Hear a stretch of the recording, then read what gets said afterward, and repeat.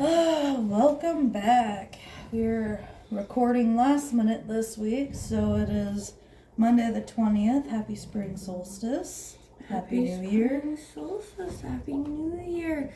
Freeze a frozen heart back to say hello yet again. You're talking with Snowflake. It's been a long day. This is the 20-gallon long. We call it the pond. Today we're looking at mollies, which are the blackfish, guppies, which are the little fan-tailed fish. We have frogs in this tank as well. We've got albino corridors, along with some shrimp. Albino pygmy corridors. Yeah, albino pygmy corridors, and there's also some coolie loaches, but most likely we will not see them because they are not. They come out rarely. Yeah, they're not very social creatures, but I absolutely love them. They're pretty. Point them out to you if we do see them today. This tank is dealing with blackbeard algae right now. So this is the exact consequence when you put your tank in front of a window. And it's not in front of a window. It's a jar from a window. We just weren't... we didn't really know how the sun was going to hit our house with the seasons, because we've only lived in our house for about a year and a half, but now we know this is not an ideal spot for a fish tank. Even where mine's at, which is next to the window, not even across it in any way, mine still gets excess algae from that sunlight, so my tank is bright green. Yeah. So lessons learned, and if I could ever explain something forward to somebody else, sorry, definitely the allergies of the season, don't put your fish tanks in front of windows or around windows. It's a bad idea. I'm pretty sure anybody that's ever had a fish tank already knows this lesson. I mean, maybe if you had like a pleco tank. Pleco tank with shrimp and snails, nothing but algae eaters. Right, they're gonna love that, definitely. My tank has an infestation of pond snails right now, so we're trying to get them into Ashley's tank to try and overtake and help clear up this algae. Yeah. We'll see. My frogs like to eat shrimp and snails, so... Hey, they've survived thus far. I was actually sitting here looking at it, I was like, oh, she's actually got quite a few shrimp still. They just learned to blend in. Like, a lot of my shrimp are clear now, because of all the clear rocks I have. Yeah, definitely. Things learn to adapt, which is really, really strange. I had a theory. You're gonna love this. You know that theory from the movie Epic where bugs move in a faster time than us? Yeah. What if fish move in a slower time than us? That'd be an interesting thought. It would make sense. Especially when you think about betas or Oscars. Those, like, the big, slow fish that just kind of meander about. Because if you've ever seen Epic, in the terms of the Fae folk, we are big and dumb and slow. They're just small and dumb and slow. Well, you said it, not me. You thought it. I don't like this cat. She reads minds. Oh my gosh, look, a coolie loach is out. Imagine that. We'll see if it comes across screen so we can point it out to you. I just look for the worms in the tank, the really big ones. Really big ones. The really big ones with fins. My boys think they look like water snakes. Eels. Eels. Aurora says eels. Horses, eels. It's hilarious. Alright, so it is the season to be starting your growing, my friends. Oh, my bad. Party foul. Ugh. Hope that didn't make anyone too dizzy. Hope nobody's seasick or car sick. Probably seasick because, fish, but whatever. I think I'm funny. Funny looking, maybe. My kids are pretty fucking cute for me being pretty fugly looking, alright? We can agree on that. We're walking by, Aurora looks like little Matilda as she walks through. Any of you guys that get that reference?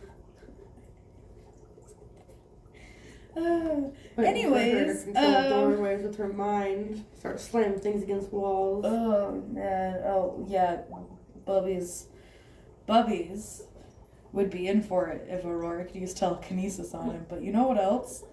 I caught your little shithead son gaslighting my daughter in the yard today. Oh, God.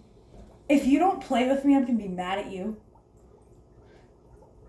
5 minutes before that, Bubbies, come color with chalk with me. No, I don't want to. Okay, I'm going to go play with chalk. No! Okay, what do you want to do? 5 minutes later, you don't play with me, I'm going to be mad at you. They're both swinging.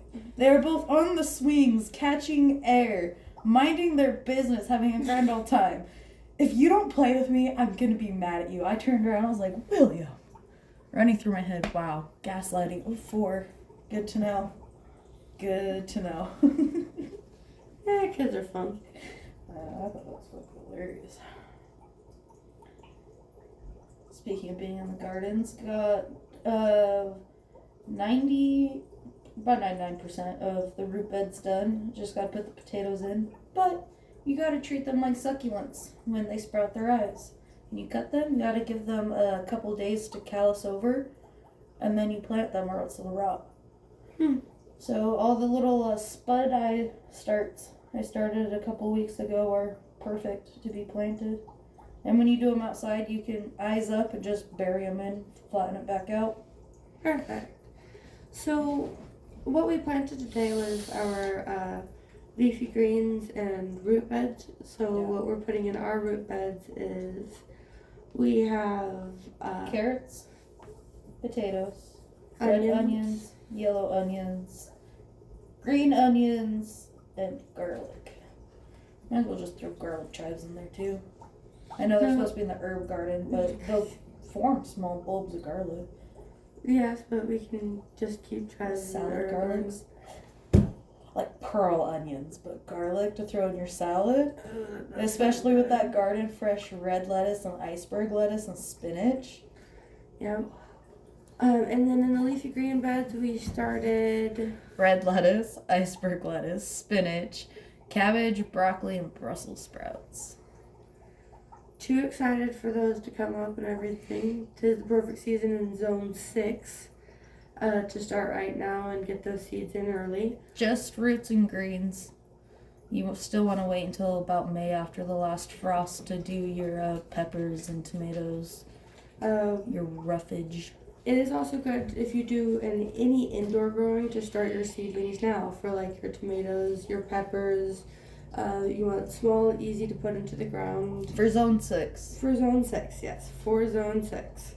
We'll repeat that. Which, off the top of my head, is part of Tennessee, Kansas, Oklahoma.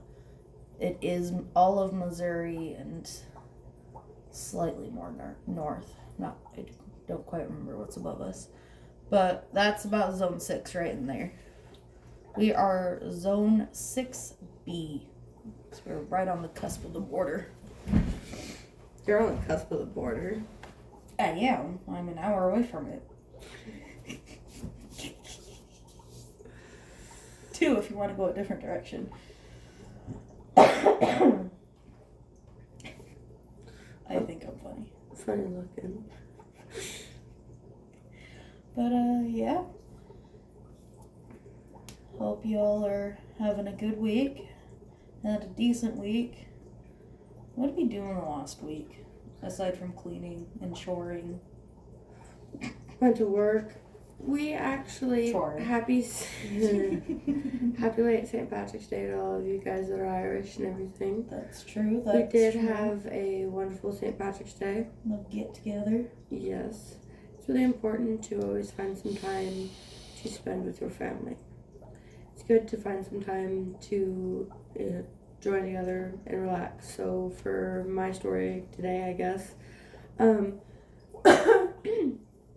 asked my cousin Patrick and his wife to come over for Thanksgiving, or St. Patrick's Day. Same difference. Irish Thanksgiving. Well, we're just going to call it Irish Thanksgiving. Everyone's going to look at us sideways and what? And be like, St. Patrick's Day. What? Irish Thanksgiving. Yeah, just say that other thing again. St. Patrick's Day? Yeah. So I told my cousin he needed to come by. Something we celebrate every single year since we were young children with our family. And he said he would.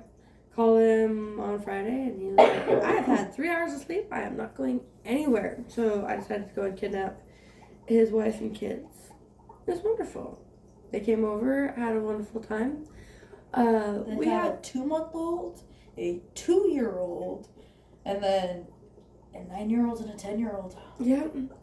We complained because of amongst the 2 households we have here, we have 4 children. I can't think of having 4 children by myself. In Utah, we've met people that have like 13. I met somebody who had 13 children in Utah. Married couple, 13 kids. That's a lot of kids. Yeah, you turn 19, you start getting pregnant, you don't stop till you're about 38. Think about having one of those guys that keeps you up all day and night. I wanted to strangle my kids last night because they didn't want to go to bed, let alone 13.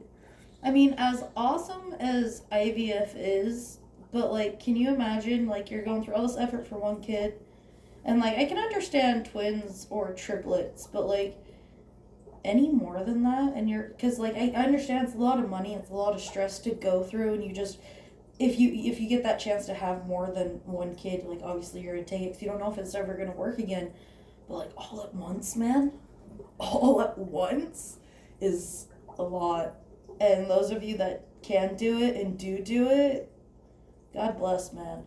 Definitely, God bless. Jeez. Jeebus.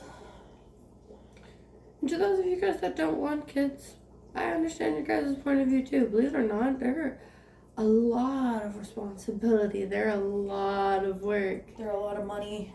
They are your biggest investment and your biggest traumatizing experience for the rest of your life. Yeah, definitely. Kids. Especially because you're growing a human. You're raising a human. They can be kids for so long, and eventually they're going to gain intelligence and have freedom of choice, and you just have to let it happen. And believe it or not, it's more rewarding than you think. Some days are better than others, for sure. Well, not going to steal too much of you guys' time. As always, it was nice talking to you guys. Stay out of trouble, or at least don't get caught. It's always okay to play in the gray areas as long as you don't get caught. That was the worst moral my dad taught me. Alright. Smell y'all when the wind blows. This is Snowflake signing off.